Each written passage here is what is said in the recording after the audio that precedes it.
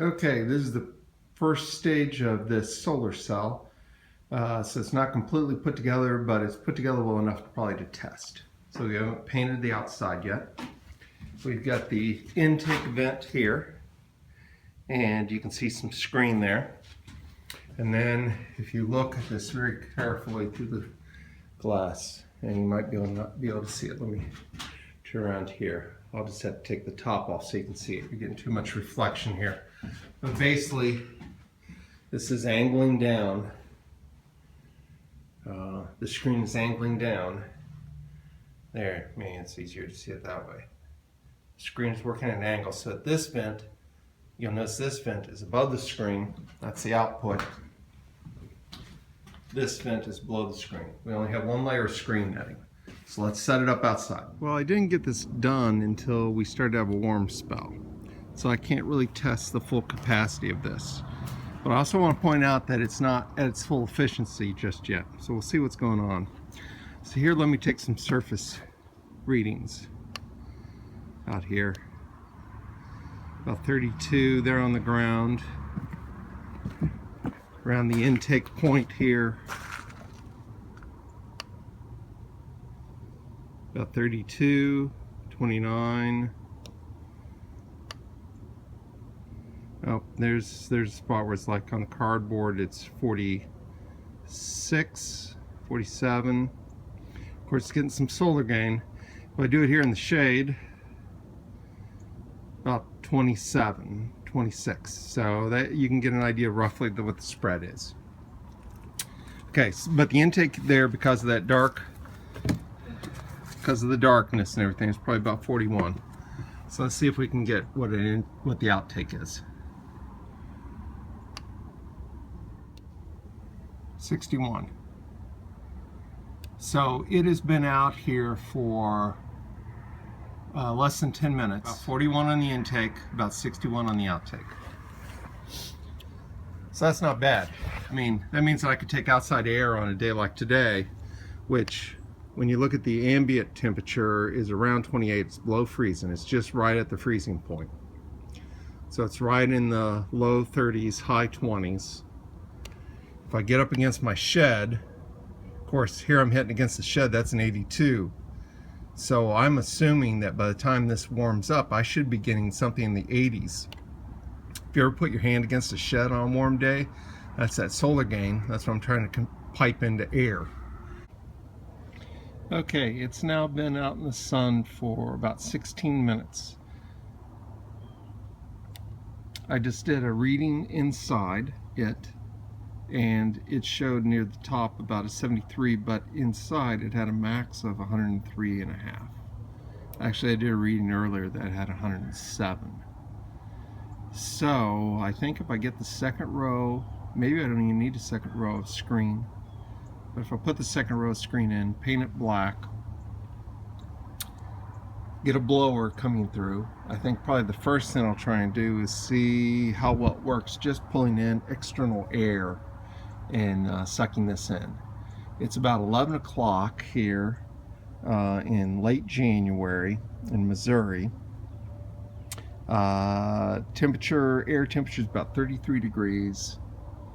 If I hit up against the shed, I show like 96, 94 degrees.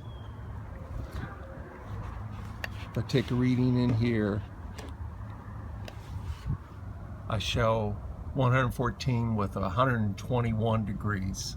So it's definitely getting a lot more energy than it is from the side of the shed. Again, inside that thing, with just the one screen, we're looking at 120 degrees on the surface, and we have an air temperature of about 33 degrees. Now, what that converts into in terms of airflow, I don't know. That's what we'll find out. But that's going to take a little while for me to get set up. Okay, it's about 11:15.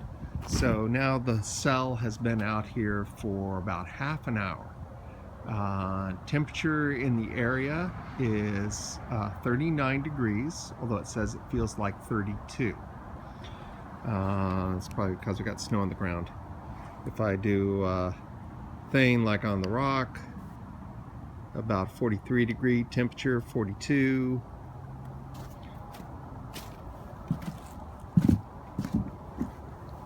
Again, you know that warm feeling that you get when you put your hand on the edge of the shed. So that's what it is on the side of the shed. Temperature of the material about 107, 108 degrees. So what I'm trying to do is I'm trying to bottle that to get it inside the shed. So air intake down here, about 50 degrees right now.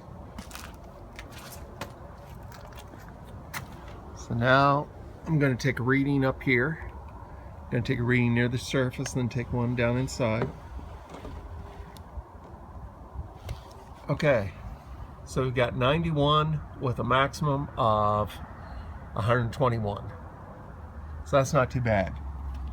And let's see if I put my hand, oh geez, if I put my hand right here, there's just a current of hot air coming out. It's just every now and then.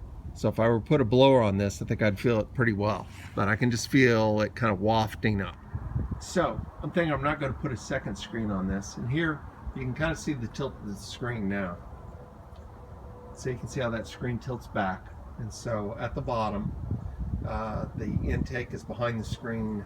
The air, as it comes up, it goes through that screen, which that surface area of the screen is about 120 degrees.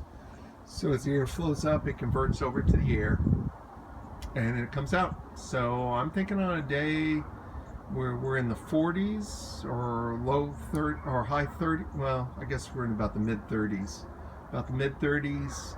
The air that's going to come out of there is probably going to be about 90, 95. I just brought it inside. That took a couple of minutes. I tried to build this to where it had a lightweight enough construction that I can move it around, but I'm going to put some handles on it. But just to give you an idea of what it did. So inside here, or on the floor, it's like 34 degrees. See, we've got about 70 degree temperature coming out here. Now, obviously, how warm it's actually going to get this shed, there are a lot of factors that are involved in that. I had to take into account how many cubic feet, you know, I've got here in my shed, what the air movement could be, how much heat can this actually deliver in. So I'm just making a guess, just a pretty wild guesstimate, not really based on any math on what it can do. But it can definitely, I bet, get the shed warmer than it is on the outside on a day like today. So we'll see what we do.